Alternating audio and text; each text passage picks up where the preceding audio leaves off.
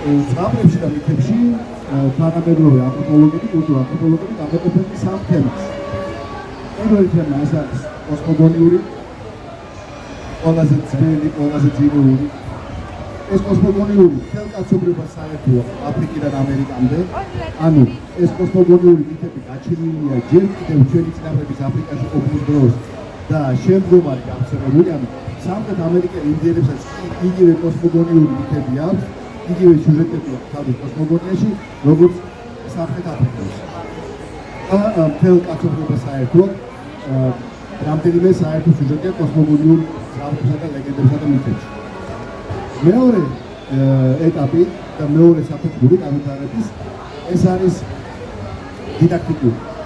ანუ როგორ უნდა იყოს ადამიანი, როგორ უნდა იყოს საზოგადოება, როგორი არის დამოკიდებულება ღმერთებსა და ადამიანებს შორის და ასე შემდეგ. აი ეს ნაწილი უკვე დივერსიფიცირებულია სხვადასხვა წიაღსვით ვრცელდება რა.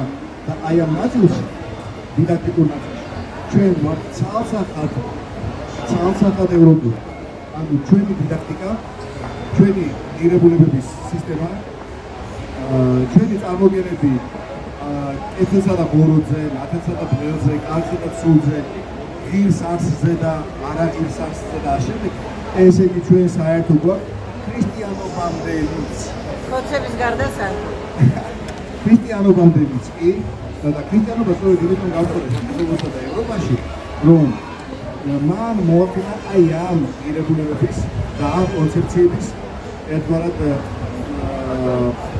ფორმაში მოქცევა. ხოლო მესამე შრე ეს არის ეგრეთ წოდებული ტრიქსტერები.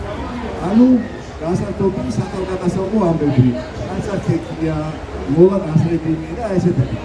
აი ეს უკვე გვიანდელი ყველაზე ზედაფენა არის ბოლო ნახევარ ათასწლეულში შემოსული სპარსეთში. ანუ ჩვენ ბუნებრივად დასავლური ცივილიზაციის ნაწილი ვართ, სწორედ ღირებულებით კონტექსტში, თუმცა გარეგნულად ზოგი რამ შეიძლება აღმოსავლური კითხვა გვიჩნდეს.